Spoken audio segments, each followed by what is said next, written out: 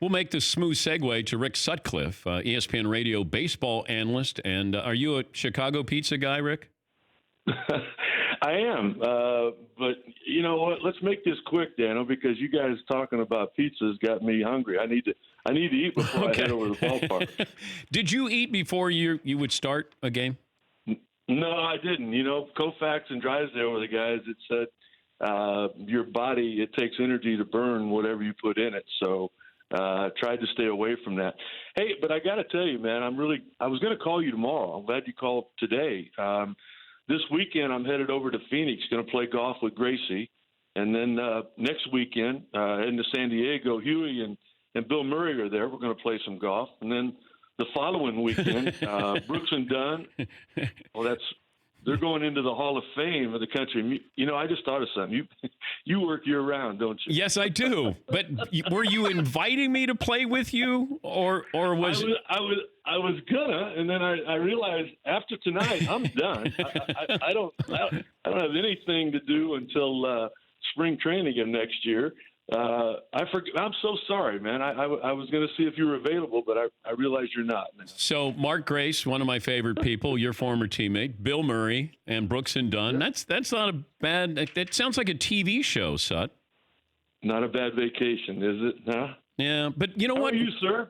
I'm rounding third. I'm heading home and feeling a little bit better. But you know what? Thank you. What? You're one of the first people that I heard from, and you stayed with me. I appreciate that. Thank you. Daniel, you know I've been there as well, my friend. You know, the thing that we all hope and pray for is to get the word treatable. And we both got it, so all good. All righty. How important is this game to the Dodgers tonight? If they don't advance, does anything happen? Yeah. I mean, aside from they don't advance, but you know, are there changes there with the Dodgers? I mean, it feels like it's World Series or bust. I totally agree. I mean, I don't think anybody was more favored than them when you think about the National League compared to the American League. The team record with 106 wins, you go out there and you lose to a wild card team. And I'm not taking anything away from the Nationals, what Davey Martinez has done. We know that Strasburg, out of the bullpen, won the wild card game in relief. We know what he did by winning Game 2. We saw the effort from Max Scherzer once again in Game 4. We know that Walker Buehler is waiting on him. I think he gave up one hit in Game 1. It's not going to be easy. I would heavily favor Walker Buehler tonight, as we've favored the Dodgers all year long. But to answer your point, I would say from top to bottom, there could be a lot of changes in L.A. if they don't get past this game tonight. And then you're going to be on the call for ESPN Radio, Cardinals and the Braves. What does that come down to, in your opinion? This has been everything that you could hope for as a fan, as a player, particularly as a broadcaster, Dano. You thought, in Game 1, it was boring as it could possibly be till like the 8th inning, and then all of a sudden all hell broke loose. The bullpen started giving it away back and forth. Tonight's a matchup of Game 2. What a pitcher's duel. It was 1-0 until a pinch hit homer, I think, in the bottom of the 7th. Fultonevich and Flaherty. You don't expect a lot of scoring tonight.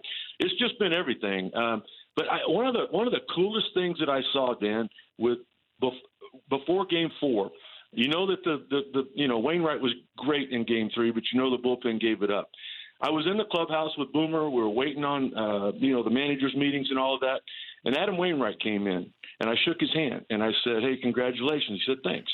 And Dakota Hudson came by, who was pitching that afternoon, Game 4, and he looked at Dakota, and I could kind of read his lips where he said, "Get us to Game 5." And you could kind of see Hudson nod his head like that. The coolest part of all was as Wainwright took off, I thought he was going like into the food room or whatever. Dan, he went into the weight room. And just knowing, you know exactly where I'm going. He was setting a tone for boys. You know what? We've been here before. And you just go back, you think about 2011, they were one strike away from losing the World Series. Yeah. They're a long ways away from losing this series. And I just like the tone that he set. And then, of course, it was Yadier Molina once again coming up with a big moment in October. Right move for the Cubs to fire Joe Madden? I think the right move for both Joe and the Cubs. Yeah, I do. I think that you look at the way last year finished, where they just offensively just look boring, as we've talked about before. And then this year, I mean, for the Cardinals to come to Wrigley at the end of the year and sweep 4 one-run games, I just, as Joe said, change is good. I guess him and Theo had a good night as they discussed the move that they were going to make before the season ended. I do. I think it's a great move for both Joe, particularly Joe, because I could not be more fond of anyone than I am him. But I think it's the right move for the Cubs, too. Okay, more likely to be a standalone champion, the 85 Bears or the 2016 Cubs? Oh, my goodness. I mean, the Bears dominated from, start to beginning.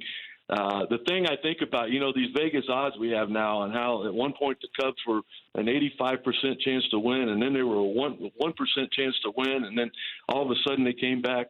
The 85 Bears, the whole city of Chicago celebrated that, as you know. But are we more likely to get a Bears champion or a Cubs champion? What happens sooner? Oh, wow, man. That's a great question. I guess I would hope for the Bears because they've got the first shot at it. You're going to see a lot of changes before opening day next year, I believe. Obviously, it starts with the manager. But I think you're going to see a lot of personnel changes in the Cubs before 2020 starts, Dano. Did you ask to be considered for the Cubs managerial job? You know what? That window for me closed a long time ago. Okay. I had the opportunity. Dano, I'm a full-time grandpa, man. I got 2 of the best grandkids on earth, and I'm not going to let anything get in the way of that. Do they know what you did for a living yet? No. And I'll tell you my favorite story about my 6-year-old grandson, Ryder. He was at this youth camp that they have, and he wore his Cubs hat. And this older kid that was like 9 looked at him. He said, "I like the Cubs. Why do you like the Cubs?" And my son-in-law was right there. He heard everything. And my grandson looked at him. He said, "Because my grandpa used to play for the Cubs." And you could kind of see the older kid looking like, "Yeah, right, sure he did, whatever." He goes, "What's your grandpa's name?" And my grandson looked at him and he said, "Gramps." Of course. That's what I call him. Yeah, I mean, you can call him that if you want. And, they just went their own separate ways. So, yeah, no, Gramps. He has no ideal, and I'd love to keep it that way. When's the first time you met Bill Murray? First time I ever met him was when Harry Carey had the stroke, and they brought Bill in to do the game along with Steve Stone. They had celebrities coming in. And long story short, Jody Davis slid into home. Eric Davis kicked the pitcher out. They brought in a reliever to throw. Well, every fan there had brought a TV and a radio so they could hear Bill. Well, while the pitcher was warming up, Bill Murray bet Steve Stone a case of beer that I would steal second. On the second pitch, Dano, I slid in safe to second base. Stone said, Rick's got a bad hamstring. He's not as young as he once was. He's never attempted to steal. He told him how dumb it was that Bill said that. And once I heard that Bill had said that, I took off. And as you know, Bill and I spent the rest of the night down on Rush Street. I remember going to a game, the Cubs and the Astros, and Finley was playing center field, Luis Gonzalez playing left field. And I remember that, we said to Grace, I used to make fun that he was so slow. And I said, so I'm killing him. I'm making fun of his lack of speed. And we're in left center. And Gracie's on first. And he steals second base, and he grabs his crotch, staring at us as if to say, "Hey, here's your stolen base right there."